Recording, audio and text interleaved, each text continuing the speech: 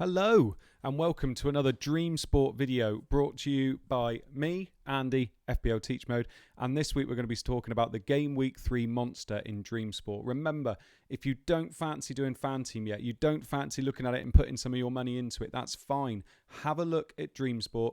You don't pay any money, you literally just use fake coins, and actually they're starting to give away tickets for the next week's monster, so they're really worth doing.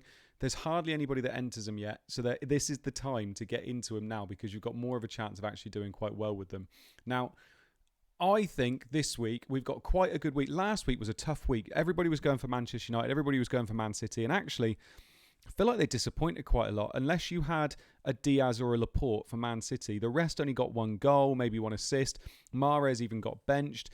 De Bruyne didn't even play, and then Man United obviously only drew 1-1, and so no clean sheet there. Greenwood got a goal. Bruno did nothing. He was heavily captained. I didn't get anything back from my entries in DreamSport because I backed Man United so heavily. So when you're looking at it this week, I think there's quite a nice opportunity to do quite well this week. If we have a look at the fixtures, so here they are. So we've got Aston Villa versus Brentford. I feel like that game could go either way, perfectly honest. I also feel like Brentford are going to be very nicely priced in this game. They're nicely priced defensively, which is something I'm going to bring up today because Villa just don't seem to have it at the moment in an attacking sense. Yes, they've scored some goals, but they're doing it from very few chances, and I don't think that's very sustainable. Brighton against Everton, I think, is a tough game to call, personally. I feel like Brighton could be exposed from a set-piece perspective, and Everton are very good at attacking set pieces, so Calvert-Lewin might be a good shout there. Newcastle, Southampton. I seem to always be going with Newcastle stacks here, but I do quite like it against Southampton. I feel like Southampton are still struggling defensively. Yes, they did a little bit better against Manchester United, but I think home crowd helped there, whereas I'm going to be backing Callum Wilson and St. Maximin to get some joy against Southampton. Norwich, Leicester, I think you're going to have to go with Leicester. Tough one, though. This should be... we should be backing Leicester full tilt here, but with a player sent off in their last game and they've not started very well, it's going to be tough to back them. But I think you can find some value in it because of that. West Ham, Crystal Palace, game of the week, isn't it? West Ham all over that one.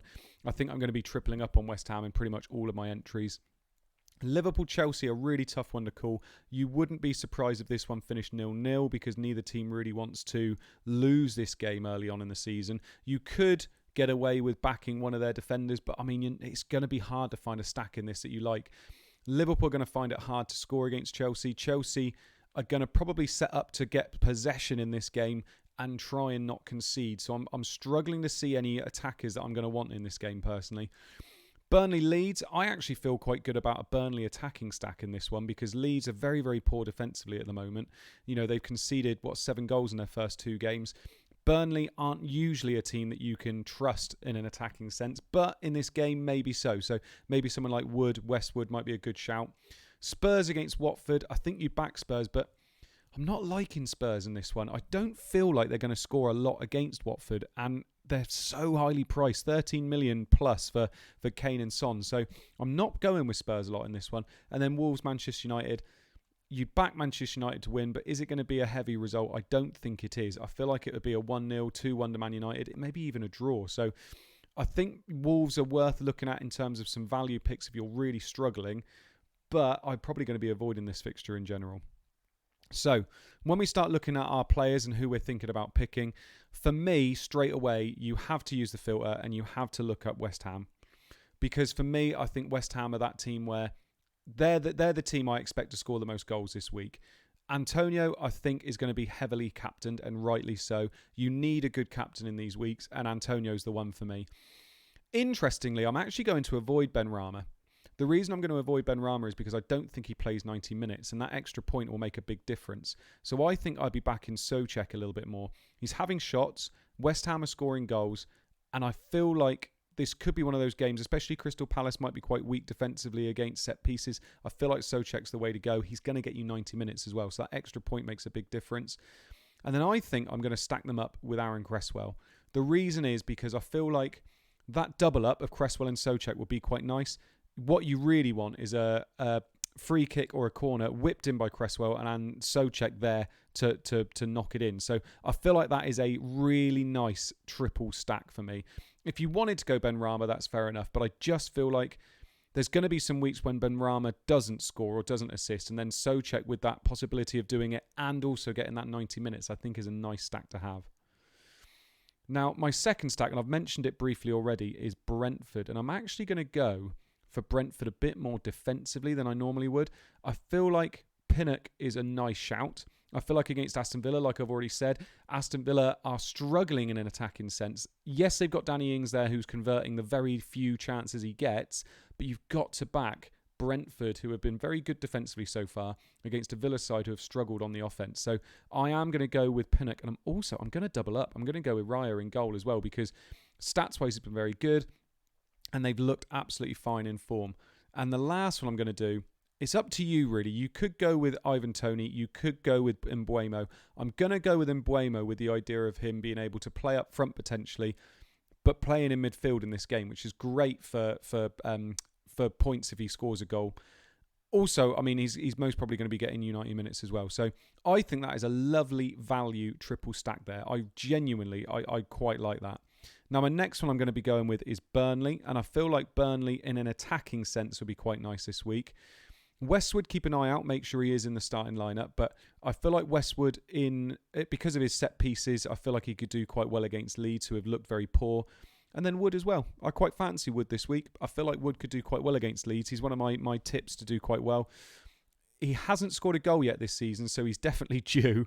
But I do quite like him this week. 8.3. There's a lot of claret and blue in my team, isn't there? But I do think Westwood and Wood, I don't fancy Burnley for a clean sheet. Otherwise, I'd be going for someone like Tarkowski, who is only 6.1 million. If you don't fancy Leeds to do it against Burnley, then yes, by all means, go for Tarkowski, especially if you've got Westford as well, because we've already seen that pay dividends in week 1. But I do fancy Leeds to score, so I'd probably not be going all in on their defence as well. But already, look, we've got some real bargains here, and I'm feeling quite good about this. Now, my last one I want to do as well, my last stack, is Newcastle. Not in a defensive sense, because I feel like Southampton might score, especially with the way Armstrong started.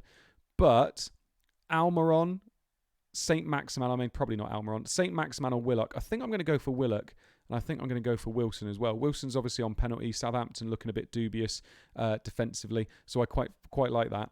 Already you can see I've gone for such value here. I've got so much money in the bank, so I could probably go with somebody else as well.